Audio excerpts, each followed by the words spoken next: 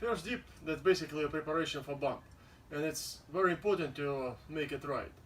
And first of all, what you should think about is to don't lose the connection of your elbows and on your pelvis. And again, well, we started with the rack fixation, right? That's how clean to the rack finish. And well, next we'll move to the first dip. And again, when we on the rack position, and it's better to show from the side view that we're keeping our balance the way that all weight on our elbows, under our elbows. We're not carrying the weight on our chest. Yeah, that's what we was talking about last time. So all weight of the belts under the elbows, legs straight, shoulders, well, not loaded with weight. Yeah, we can say that it's relaxed, but for sure we don't carrying the weight of the belts on our chest and our shoulders. It's just touching body of the belt for balance. So that's the rack position. And when we go to the first dip, we shouldn't change any proportions of this balance. So that's how the first dip will looks like. And you see what I'm doing. I'm just bent my legs, well, and knees move forward. So this way pelvis stays under my elbows. And that's how I still keeping a very good and solid connection of my elbow and of my pelvis. And actually a good sign, well, the sign of the good first dip, if even you feel a bit of stretching in your low back, not a tension. So that's a good first dip.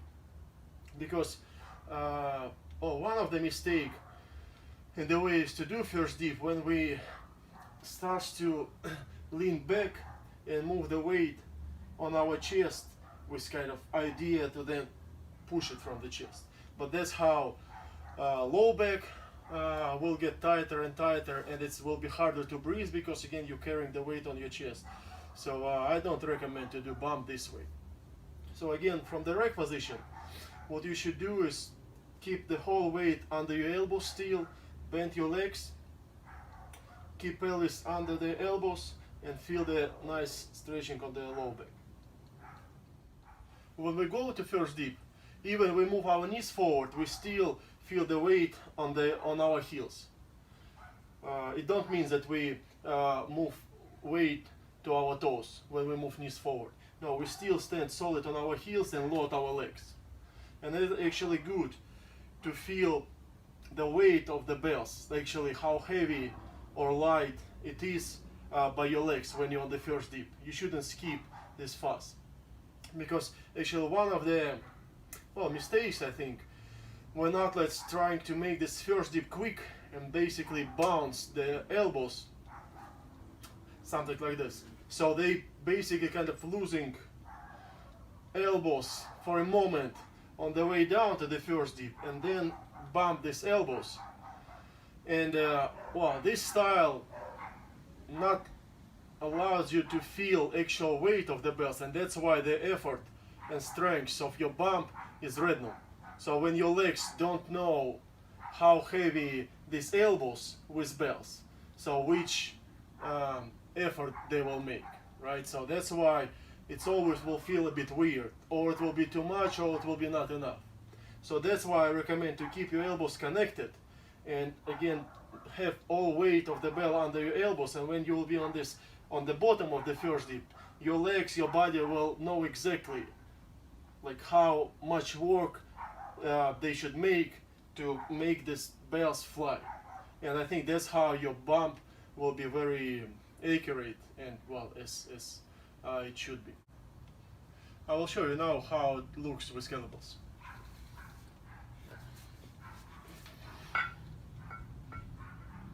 That's our rack position, legs straight. As I said, we feel weight of the belts under our elbows. This is the shoulders check, that no weight on our shoulders.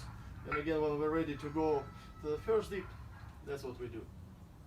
Same, shoulder check, it's not overloaded, all weight under our elbows. Elbows stand solid on our pelvis. I'm standing solid on my heels, and my balance under my heels. I'm not leaning back, I don't feel weight on my low back, on my chest. It's like this. And actually that's a good exercise when you're just trying to stop a little bit longer in the first dip and just feel how your legs starts to get burned and tired. That's a good sign of the first dip. But don't feel any tension in your upper body. Feel like you can breathe normally, you can talk normally, as I do now. Front view of the first dip.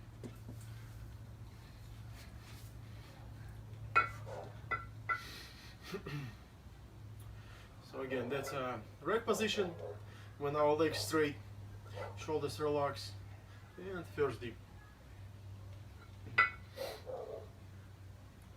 Very solid rack position, elbows stable on our pelvis, staying on our heels.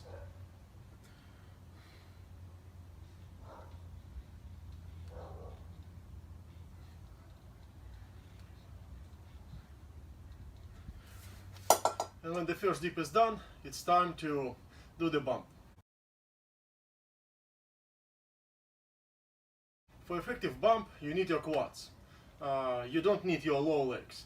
And that's again why I was mentioned before that we should stay stable and solid on our heels. Good connection of the heels to the ground means that your quads in charge. If you disconnect your heels, it means that your low legs in charge, and well, you will not be able to use fully the benefits of your quads. So make sure that your heels connected to the ground, and that means that you will be able to do a good bump. And when you're ready to use it, I name it like you should make a full size bump, which means that you should push your elbows as far as your legs can go. Well, I mean as long as your legs. So you should completely straight your legs. That's how you will use all benefit of it, and you will use the whole potential of your quads. Because if you will kind of just kick your elbows a little bit, and elbows will disconnect it from your pelvis when legs are not straight yet, it means that, well, you didn't put all energy in it. So make sure that you do a perfect knee lock by the end of the bump. So that's how your pelvis can follow and lead the elbows up, well, as far as it can, and well, after that, well, elbows continue to fly well, and it will be the time for next fast for the second. I will demonstrate you a few bumps.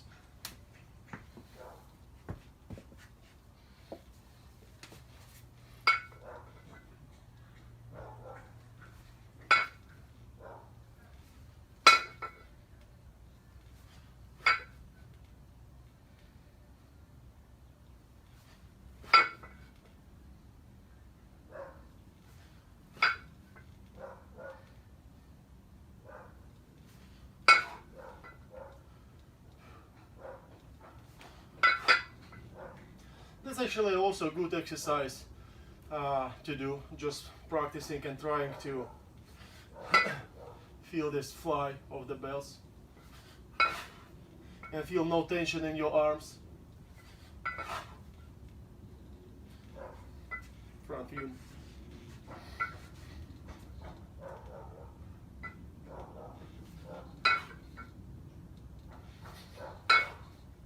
You see, important to keep your elbows together. Don't let your elbows fly to the outside.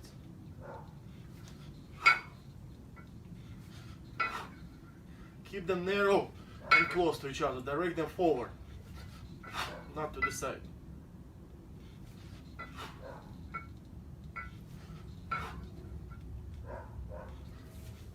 Very important thing to say is how you should feel your bell when you do the bump.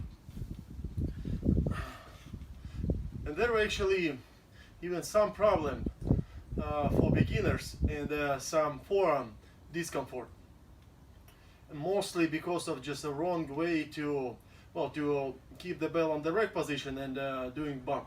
Let the forearm lean a little bit and carrying the weight here on your forearm. Well, that's what can cause problems and bruises here. So what you should do is you should balance your forearm and the bell the way that the most weight you will feel under your forearm, above your wrist, under your palm, here. That's where the most of the weight of the bell, and other points of connection just for stabilization. But that's where the all weight. So your forearm bone should feel a pressure from the top, not from the side. And that's how actually even the forearm bone will be safe, especially when you do bump. So you should imagine that you lead your handle of the bell up, and that's what brings the whole bell up. You're not pushing the body of the bell, and you're not pushing it by your forearm, because if you will do so, well, that's how it will be a side pressure to your forearm bone, and well, there is a risk to put some damage on it. So you want to keep the vertical pressure. So that's why, again, just lead the handle up of the bell.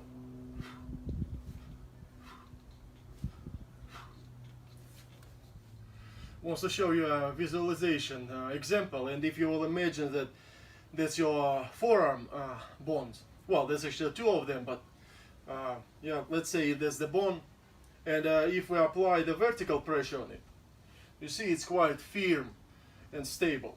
So I can say we can load quite a lot on the top of it. But imagine if you put the load right on the middle. You see, it's easy to bend it.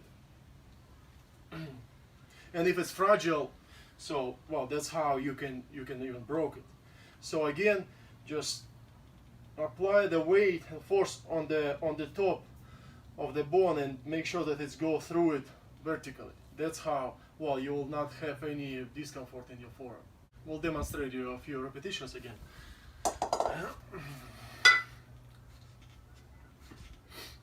Same story with two bells. Feels that you want to lead handles up, and because of that, you will want to keep your elbows pretty much under your forearms.